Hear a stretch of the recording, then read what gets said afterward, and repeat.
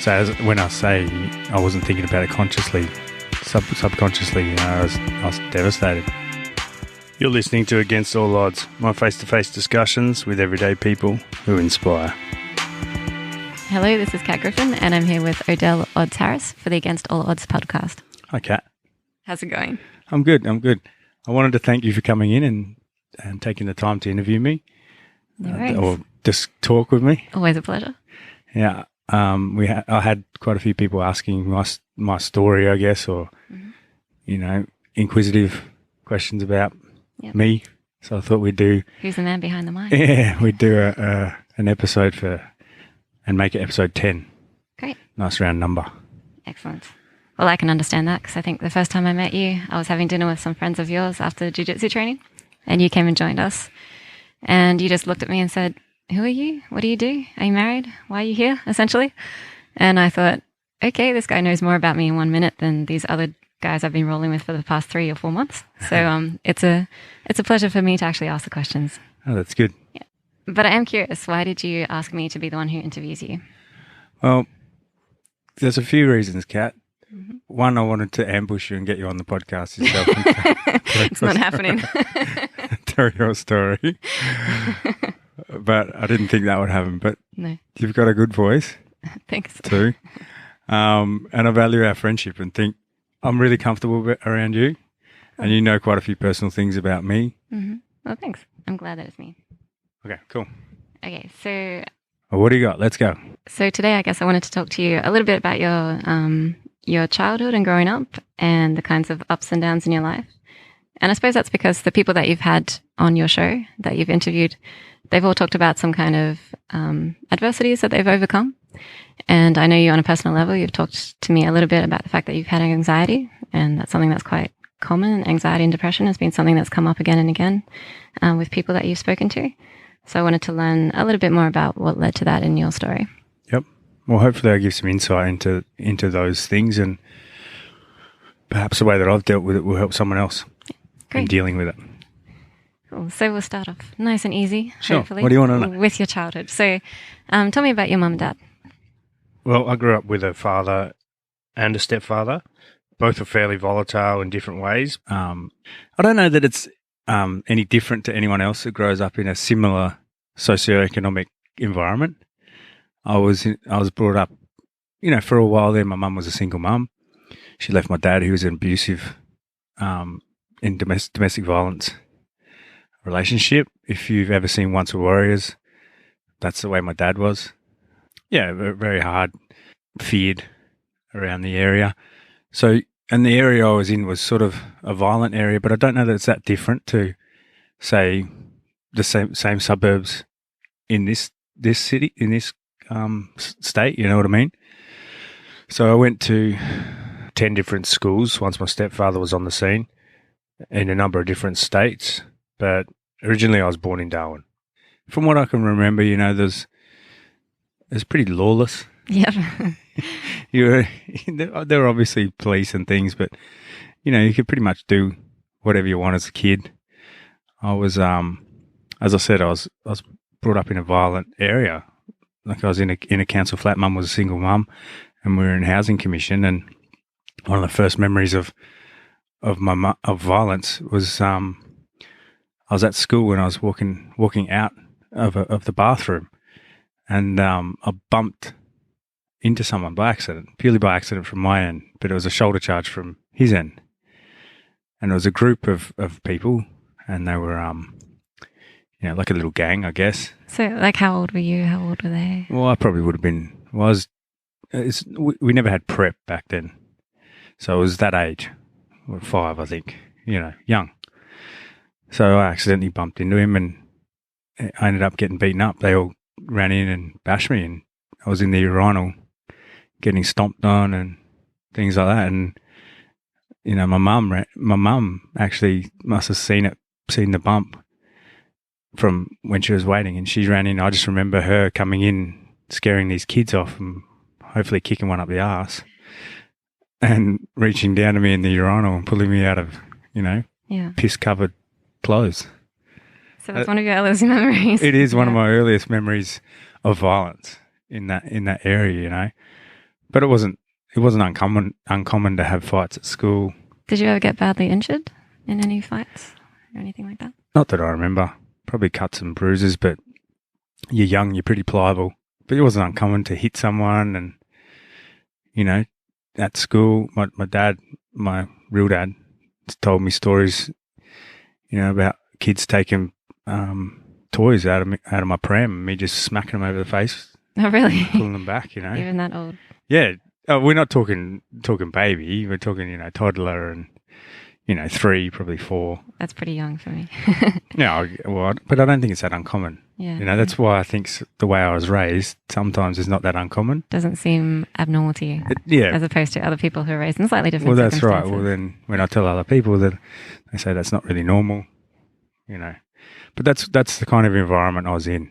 So you said your mum left your dad because he was abusive towards her. Mm-hmm. Was he abusive towards you?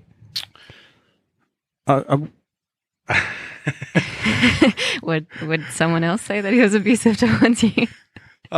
Look, I would get smacked for crying, and then, you know, I'd get smacked till I'd stop crying. But I wouldn't, you know, I don't think that's abuse towards to me. I was brought up very tough, right? So in the environment I was in, you had to be tough. You know, I idolized my father, even though he wasn't around. He was a tough guy. You know, there's a lot of times when I was just free to wander around the streets, which I don't blame my mum for this because she was working and she was doing whatever else to get us through. But, you know, He-Man was my idol, you know, as well. There was times where, you know, I heard about some warrior tribe somewhere, cutting, you know, valuing scars. So I'd go out and any time I'd fall over and scratch myself up or get cut, I'd rub dirt into it to try and raise a scar, you know. There was this one time when I'd just finished watching He-Man, I think it was, and I went and got some alfoil and made like the forearm plates that he wore and ripped up my shorts. And then I just wandered down the street just looking for a little fight. And you can imagine this little, you know, this little kid with watermelons under his arms just wandering down the road. Just an looking for a fight. Just an angry little kid. Yeah. Just wanting to do something, you know. So how did your mum and your stepdad meet? And how old were you then? I was 5. My stepfather met my mum after I'd been run over by a drunk driver on the council flat that we were living in. So he was the first police officer on the scene. Yeah. And he didn't leave. So you're 5 years old and you got run over. Like, tell me about that. I used to have this billy cart and I'd do the rounds at the flats and I'd call in for food and, you know, Milo and cereal. Just charm people. I'd just go flat to flat. Lollies, Milo, bananas, food. And I was doing the rounds and I was in the driveway and I got run over. I remember bits of it. So I remember the car being on top of me and that when they pulled the car off, everything was destroyed except me. I was just sat there looking up at my mum. Yeah. No injuries. You're totally fine. No injuries, just fine. So yeah, that's it. That's how they met. And what was it like for you when your stepdad kind of came in, started hanging around your mum, considering that you idolized your father, for example? Well, listen, my real dad, so he'd been, and I didn't find this out till a lot later, but he'd been in jail. Oh, okay. He'd done a stint in jail. What was that for? It doesn't matter what it was for. Oh, right. I don't really know. Yeah, okay. But yeah, so he'd done a stint in jail. He was a violent guy, you know, and he was well known around the area. And then when my stepdad came in, he was a copper, and he was white. So I had my Māori dad, and then my white dad, and my mum was white as well. So mum's English. Yeah. Okay. Yeah. So he copped. I know my stepdad copped a lot of heat for taking on not only someone else's kid, Yeah. but a dark kid. Okay. Like back then, you know, little mongrel bred kid. So I know he copped a lot of heat for that. But How did he kind of relate to you? Like, how did he take you on? What was your relationship there? he's very disciplinarian. The first time I met him, that I remember meeting him for dinner, we were sat at the table. Mum served me food, and my mum would make food, and if I didn't like it, I'd want something else, and she'd make it for me. And mum was always looking after me, you know. Yeah, yeah. I was a little shit. And she was very sweet. Yeah, she was very sweet. So she put something down in front of me, and I said, "No, I'm not eating that. That looks yuck. I don't want that." And my stepfather said, "No, leave it there," because she got up to make me something. And he stepped in and said, "Leave it there. He'll eat what we eat, or he won't eat at all." Okay. And I took exception to that as a little kid, as you would, because I was the man of the house. Yeah. And I raised my fist and raised it at him and shook it. And he reached over the table and crushed it. And I didn't cry. I wanted to cry. Yeah. But I was staring him in the eyes, and that was the beginning of that relationship, you know. Yeah. So it was always very volatile, but I don't think he didn't love me. Like, he grew to love me, you know, and he wasn't a bad man. There's just some of the ways he went about being a father that weren't great. Yeah.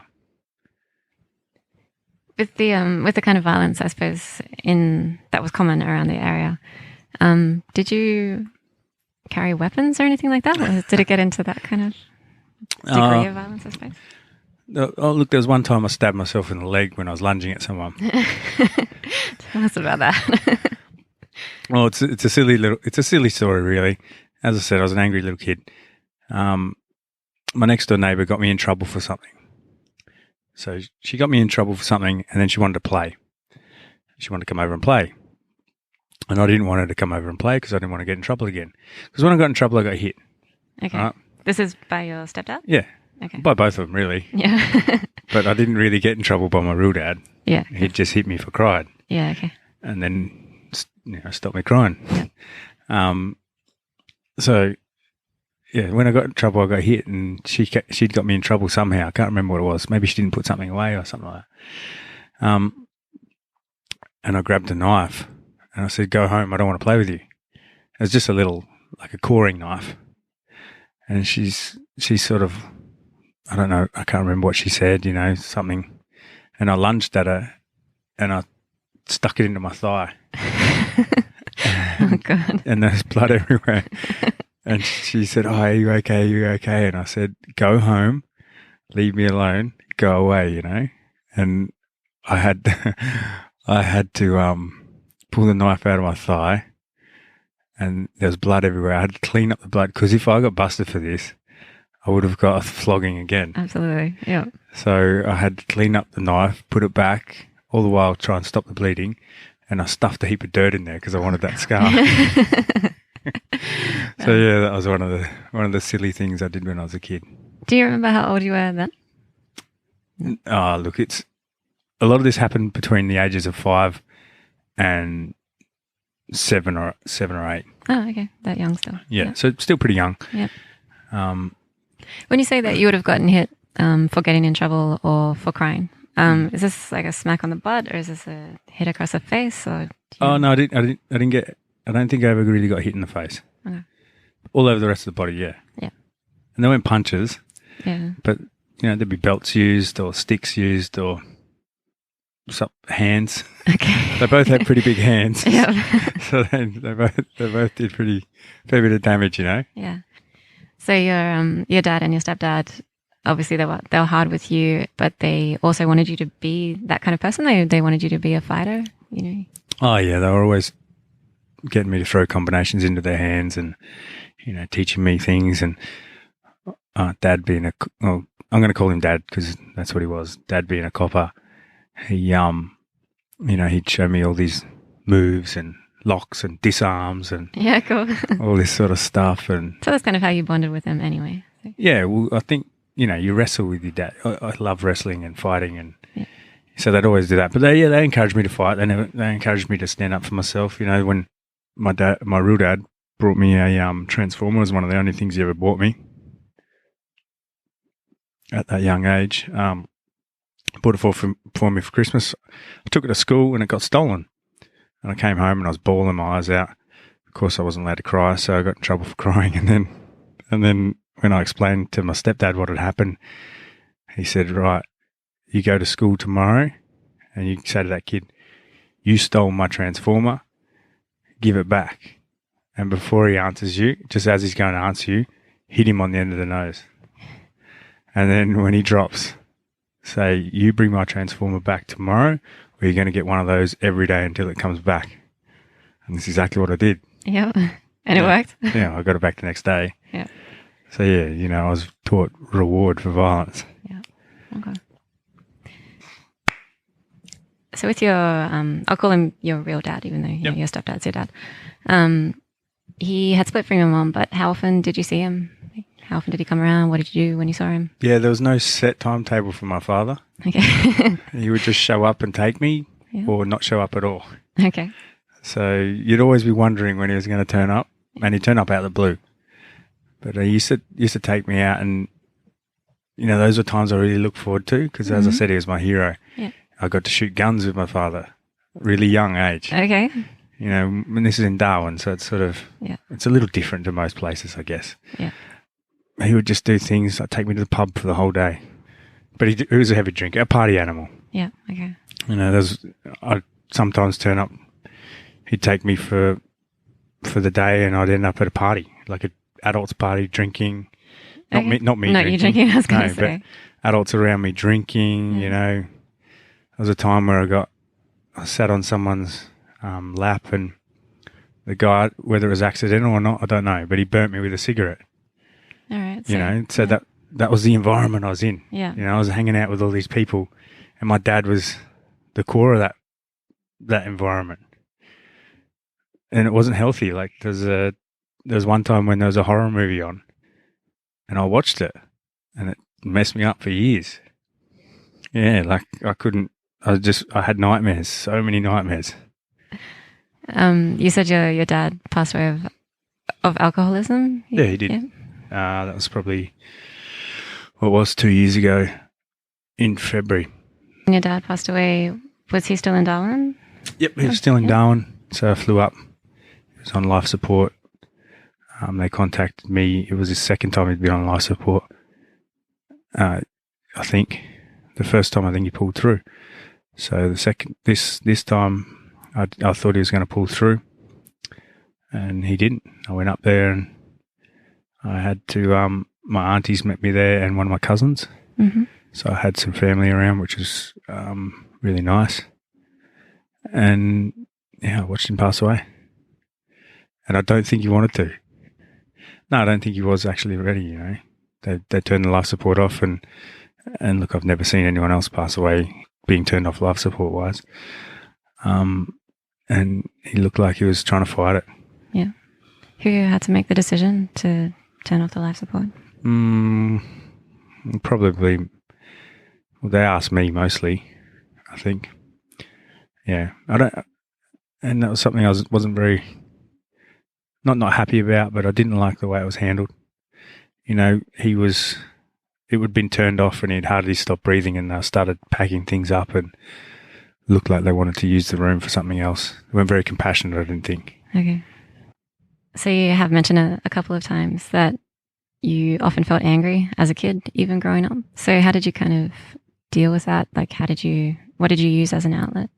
Because I know that you moved out of home actually very young. Yeah, I left home at 15. I was playing football. I went to, so my stepdad, right? He saw they had open trials for a club, and it was new to the state. And he wanted me to go to play league, and I was a union boy. And really, my whole life, I was going to be a footballer of some description. I was always going to be Odell, Liner, Campese. Yeah. You had it all mapped out. Yeah. You had the plan. That was going to be me. Yeah. Playing wing for Australia and somehow the All Blacks. Cool. So dual international. But then this club came along, and my stepdad said, okay, you're going to go to these trials. And I turned up and was like, Dad, I don't want to be here. This is rugby league, And fortunately, he took me to him because I made the team, and it was, and by that time league was professional, union wasn't. So Okay. and So it was a better option for you. I was a far better option. Yeah. So you had dreams of being a football star, I did. international player and everything. So how far did you go? What was your football career like? Oh, I played. My first rugby league game was for that trial that I was telling you about. That was for a Super League side. So I played there for a couple of years. That was in the junior team. And then I moved up to Queensland to try and get my foot in the door with an NRL club. I ended up playing Q Cup for quite a number of teams around Brisbane. And, you know, when I wasn't in form, I played some other grades. And I just wanted one NRL game. Yeah, and I never got there. Why didn't you get there? On reflection, Kat, it was probably me getting in my way of myself, you know. I didn't turn up to some trainings that I should have turned up to. I made some silly decisions. I had disagreements with coaches. You know, I didn't, you know, I made a rep side one time and I turned up hungover on the bus, and, you know, there was Broncos recruitment staff there, and while I still got to chat to them and after the game and things, you know, I didn't have I probably could have had a better game. And yeah, there's another time where I was at a new club, brand new club, and I was in the top squad. Ended up going out one Saturday night and breaking my hand, and that was, you know, just silly decisions like that. And that put me, you know, right behind the eight ball at a brand new club. You know, those are the regrets I have. And I know you went to England as well. You gave that a shot. Yeah, I finished in England. So there was an opportunity that came up there in the tail end of my career. I was 27 years old. Mm. And I thought I'll go over there, something I've always wanted to do. Mm-hmm. You know, back then I was thinking, it's probably a bit early. I could probably do it later. Yeah. Okay. And I was 27. So I was really kidding myself there. I didn't have that many years left. So I went over there and played a season over there, and that was fun, and it was a good experience, and yeah, it was really cool, but I didn't go as well as I thought I was going to go over there. Okay. You know, the grounds were a lot soggier. Yeah, it's terrible weather over there. Yeah, it was quite miserable. You know, when I wasn't playing footy or training, you know, the lifestyle wasn't really suited to me. I didn't get to surf for a whole year. Okay. Yeah, it was really... Yeah, it's just not your kind of environment at all. I really struggled with that. Yeah. But, yeah. So what actually brought your football career to an end? I got injured. Yep. I came back and I thought I'd sign again over there. Mm-hmm. And there was an offer, and then the offer disappeared. And then... So there was an offer, a verbal offer, and then there was no offer. Okay. When I came back and asked about it, you know, essentially I realised that dream was never going to happen. So how did you feel at that point? I don't think I felt anything to begin with.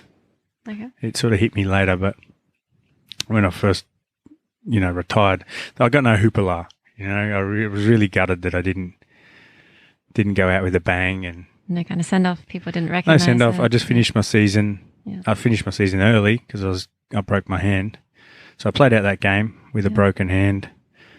And then I came back and just sort of drifted back into society.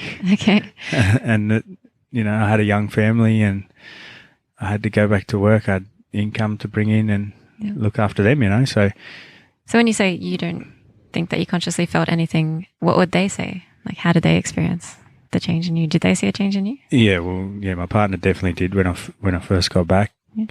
She says I was like a zombie. I drank a lot. Okay. I remember that. Yeah.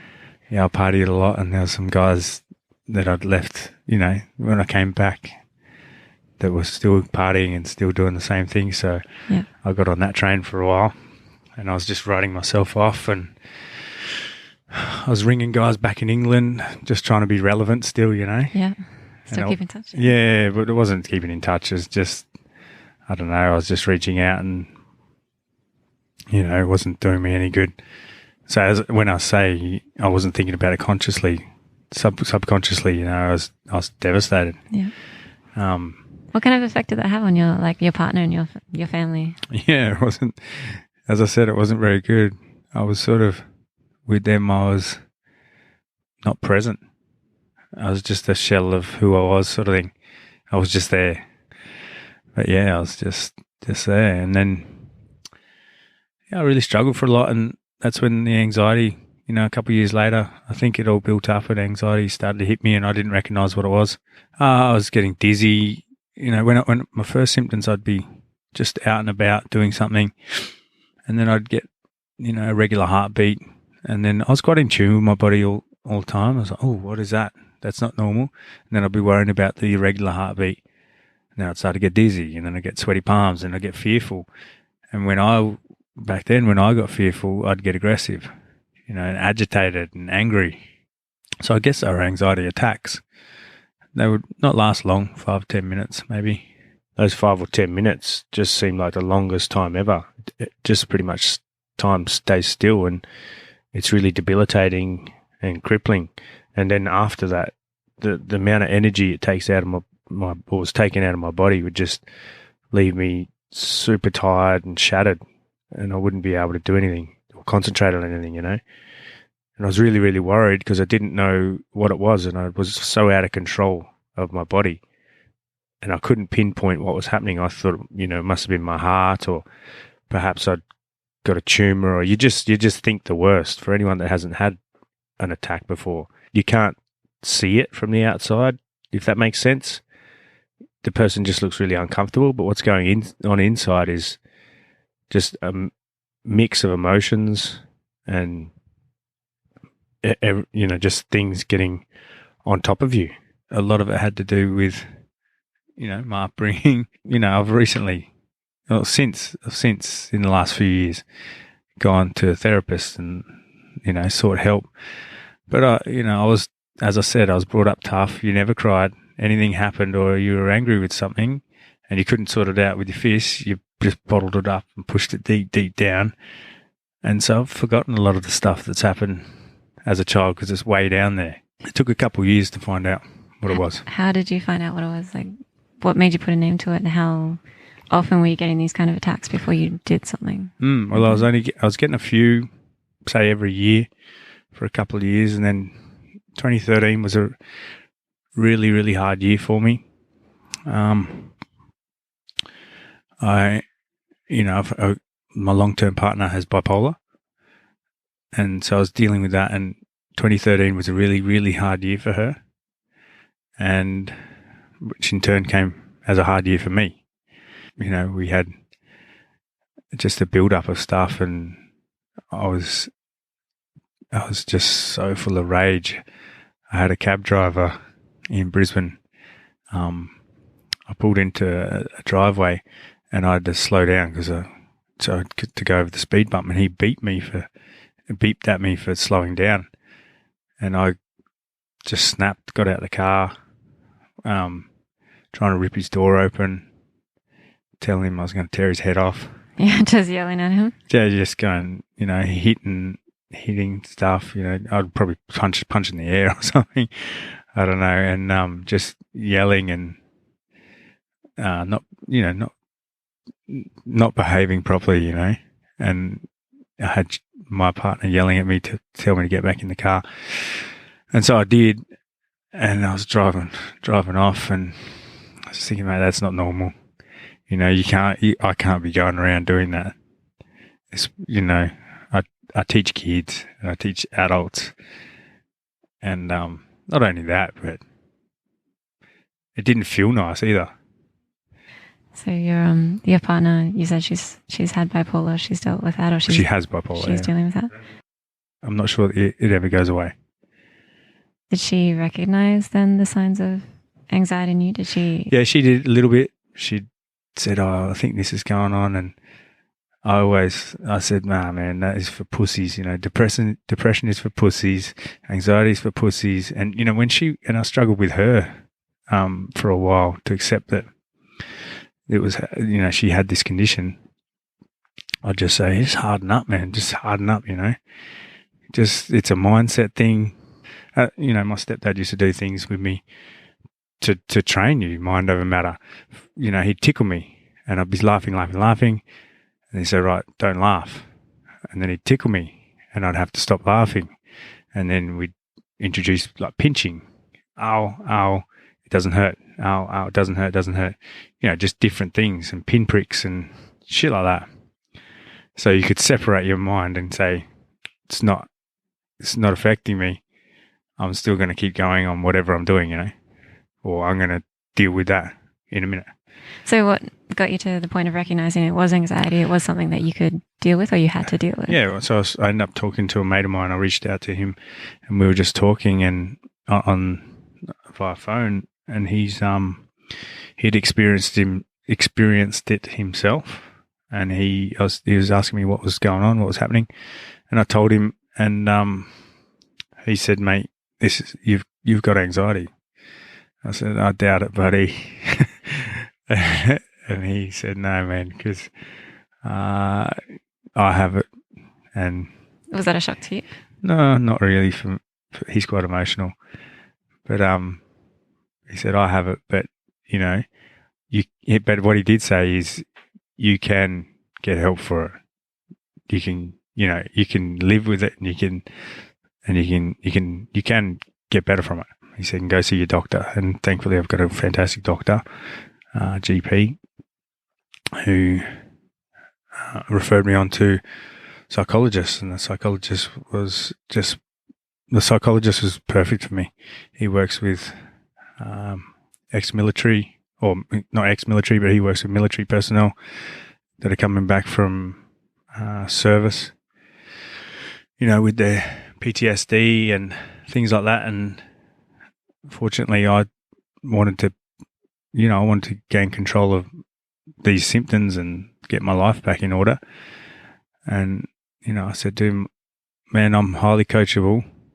I'm a former athlete. Give me the steps and the keys to do this, and I'll do it. I'll do whatever you say. And he did. He gave me, techniques and things. And yeah, for anyone who's listening who might be struggling with the same kind of anxiety, like what were the actual tools that he gave you? What techniques do you Well, he gave me more understanding about the condition to begin with. So a really simple analogy is life is like a bucket. You have different buckets of things, and you have a stress bucket, essentially.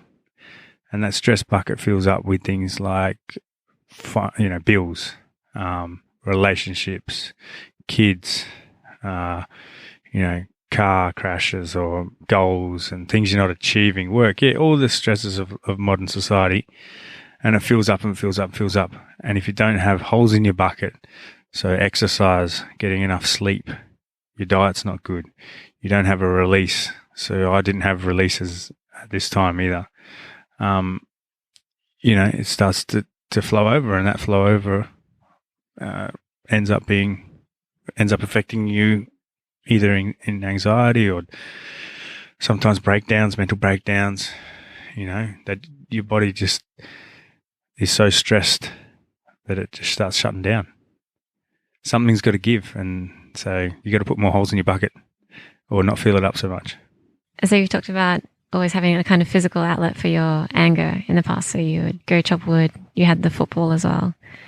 So at this point in your life, what kind of physical outlets did you have or didn't you have? Maybe that was kind of leading to the anxiety. Yeah, well, I didn't have football. And, football for me, even at a Q Cup level, is training 3 to 4 times a week and playing once a week. You got 80 minutes of competition, but you got all those other times leading up to that. And it's all mapped out for you, and you've got, all your training's mapped out, and you're in the best physical condition you can be in. Especially if you're playing top grade. And that's what I missed. I missed that physical stuff. So I had my jiu-jitsu, my Japanese jiu-jitsu, which I was training in, and then I found Brazilian jiu-jitsu.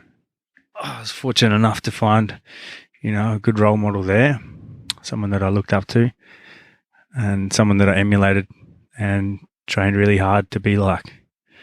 I had the same in my Japanese jiu-jitsu, and, I had the same in different times of my life in football and and life. There was always someone there. Well, there wasn't always, but there was often someone that I wanted to be like, or that would give me a helping hand. I was very fortunate in my whole entire life. I think that superiors in whatever field I'm in have recognised, I don't know whether it's something, who knows, they've recognised something in me and offered a hand, and taken me under their wing in some form. So, yeah, I found someone and trained with them for quite a while, and that was a good release for me. But mostly it was the therapy. If I didn't have the therapy, I don't know what would happen. So what were the kind of actual tools and things that you learned through the therapy? Well, everyone's different, Kat.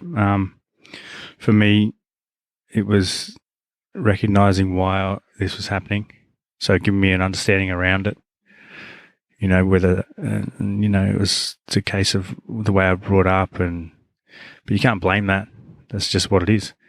So recognise it, deal with it, and why, how it would happen. So if I was really tired, I'd be more susceptible to getting it.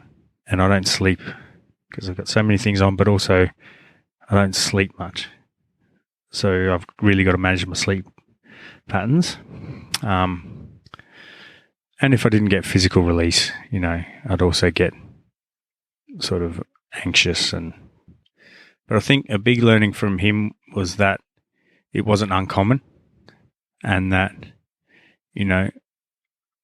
other people had dealt with it. If I do the right things and recognize things and look at things from a different perspective that he was giving me, that I could deal with it as well.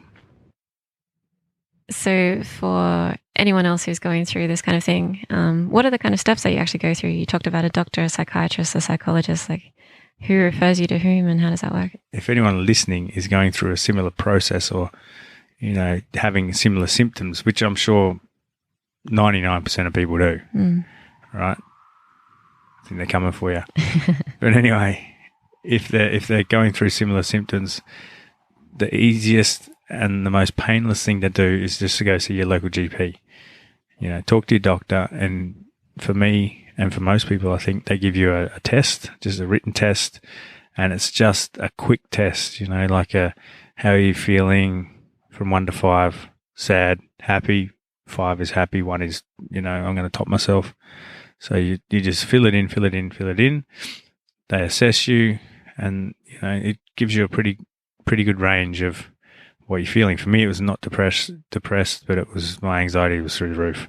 So I was high levels of anxiety. So from there, and then everyone on Medicare gets a mental health plan, which I didn't know about. They don't really advertise that much, which I think they should, because it's, so mental health plan is 10 free visits to the referring psychologist and psychiatrist. I think you have to pay for, but it's a few $100s, I think, total to get it all done through your psychiatrist. And at least that's a step in the right direction for most people. And I still see him now. Like that finished a long time ago, but I still see him now, and I touch base, and we work through things, problems that I have, in whatever area of my life that I need help with. Yeah. He gives me advice, and he's sort of, I guess he's my mentor now. I personally really enjoy your show. So I've been tuning in from the start. I've known quite a few people that you have interviewed, so that makes it meaningful for me. I like finding out a bit about what's made them the people they are and what they've gone through. And I guess I really like and admire people for being able to share kind of those deeper stories. It's something that I probably would never be able to do. But yeah, tell me a little bit about the tagline, actually, the stay humble, stay kind, stay smiling. I really like that. Where did that come from? It's just something I sort of I like to do, man. I have a healthy ego, but I still like to stay humble. Mm-hmm. I don't think you can ever be above things, Yeah. I'm not going to go into what I've done, but anyway, and as in regards to helping people. Yeah, okay. Because I don't do it for that. I just do it because I think you should do it. I think you should help your fellow human.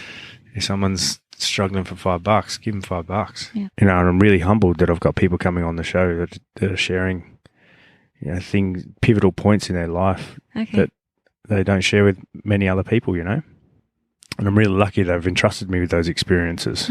And staying kind, I just think that should be a mantra. You know what? You don't need to fight over a heap of stuff that people fight over these days. There's bigger problems in the world. Like, there's so much pain and suffering. And some of it's, you just don't need to deal with some of it. You just don't need to add to some of it, Yeah. I think you can go a long way by being kind to people and stay smiling. That's something that my stepdad's dad, my papa, it's a bit of advice he gave me when I was young, a real young kid. He said, you always smile and always say hello to someone that you pass, because you never know when something might happen and you need them. Cool. Yeah. He said, if you smile and you say hello, you've always got a friend. Okay. One of the most downloaded shows that you had, I think, was about Steve Young. He was a 3-time liver transplant recipient. Yep. Do you have an update on him? I do. Yeah, I do. Stevie passed away a couple of weeks ago. I'm really sorry to hear that. Yeah. But the outpouring of support for him was... He did leave the legacy that he talked about on your show. Yeah, he did. It's pretty brave of him to do that, and it was his sister. I'm close friends with his sister and some of his other family, his uncle and things like that, and they were thankful for all the support and messages and things that he got. Disney did contact us back, or not us, but them. And they gave him a cinema for his favorite Star Wars episode, and they provided a few stormtroopers and a few Imperial guards and things. So that was really nice of them. He actually passed away just before the trailer came out. Okay. And I found out. I texted his sister and said, is it worth having another shot? Because I'd seen the trailer. And then she texted me back just when he just texted me back he'd gone a couple of hours later. Yeah. So... Yeah, I'm really sorry to hear that, man. Yeah, it sucks, but it is what it is. Yeah. So we've had some questions from some of your listeners, and one of them was, if you were going to go back to yourself as an 18-year-old, how would you reinvent yourself? I'd definitely tell myself to make smarter decisions. Yeah. Be a lot less angry. Okay. With the world and, with things.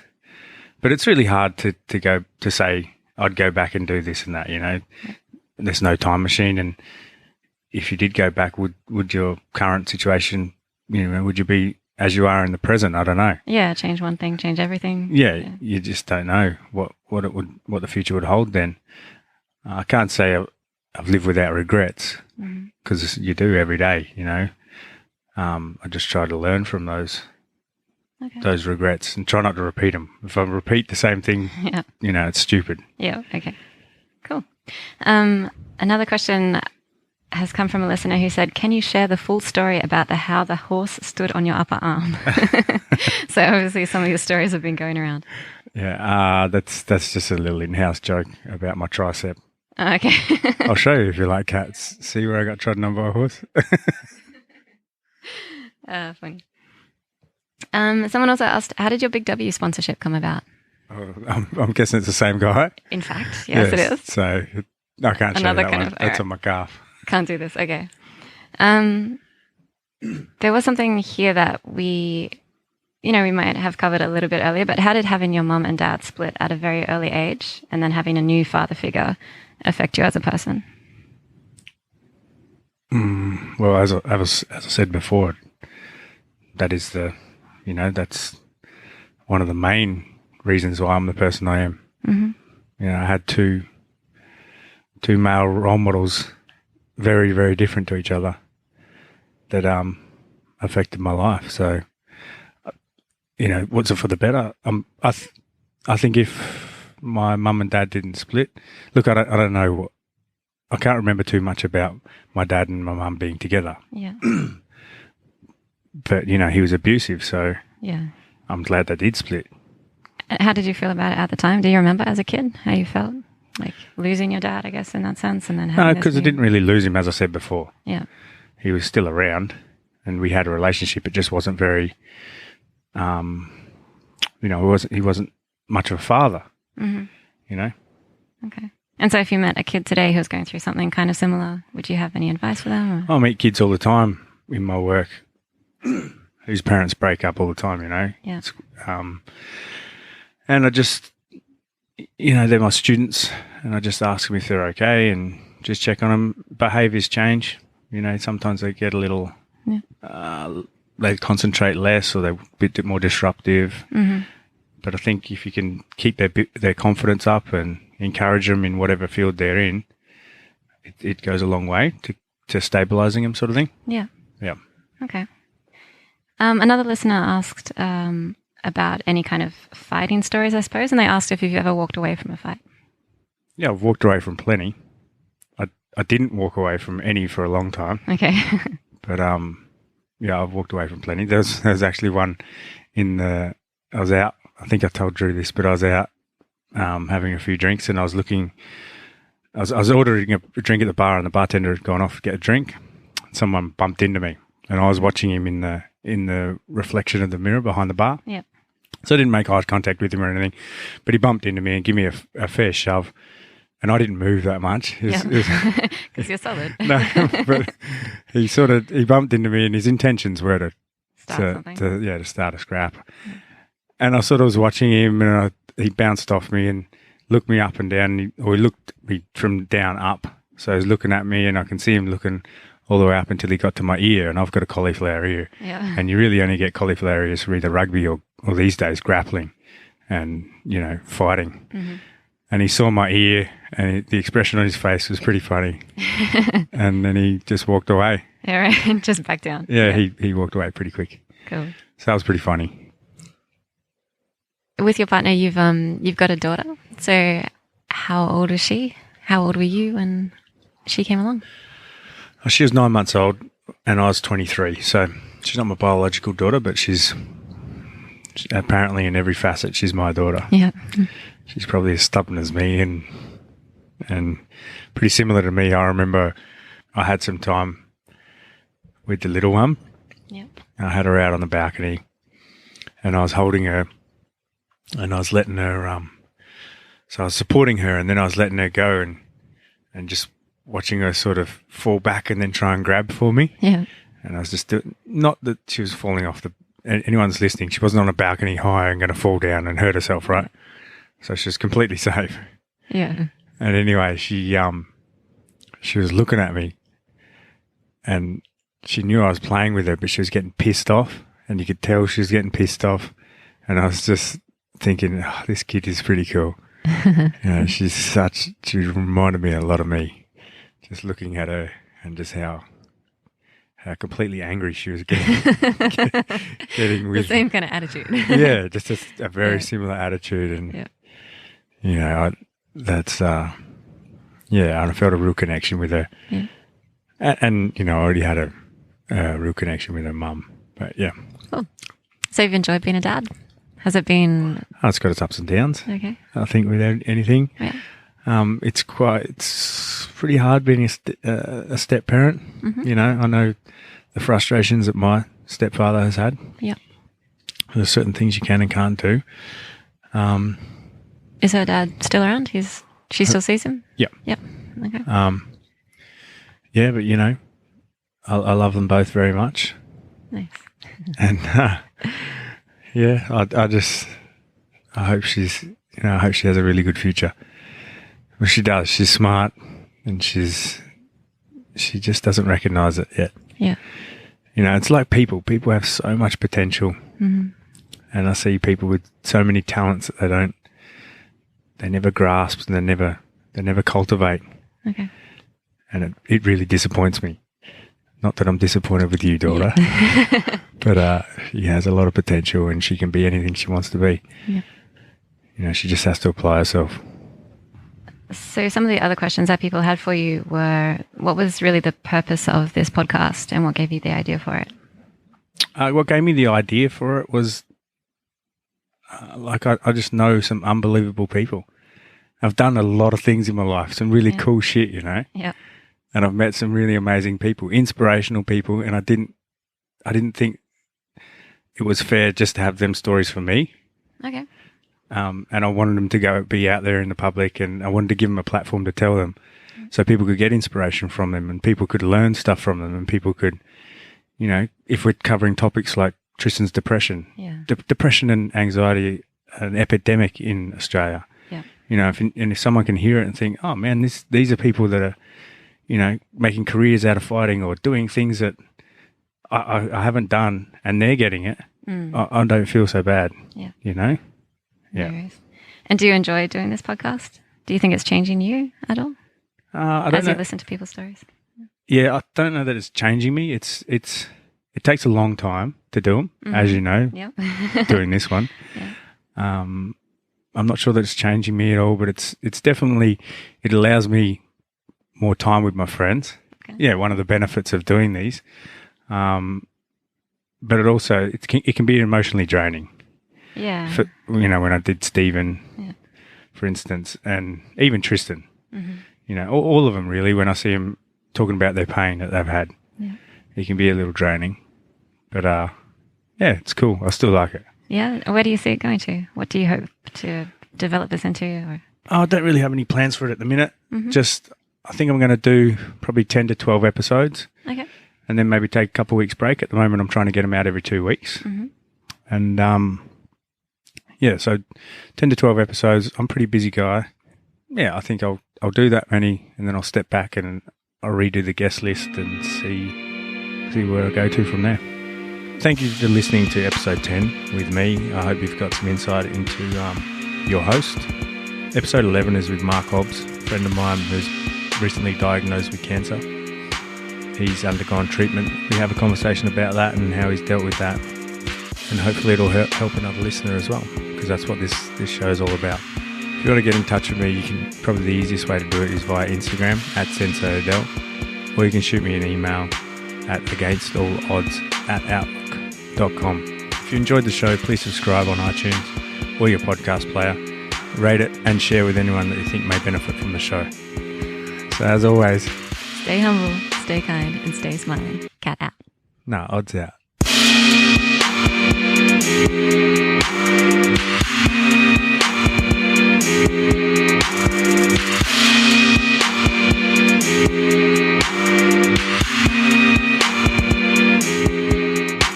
As always, stay humble, stay kind, and stay smiling. Yeah, that's right. And then you say cat out. Yeah, so until then, we'll see you in the next episode. Thank you, Kat, again. You're welcome. Thanks for having me on. And as always, stay humble. Stay. Okay, hold on.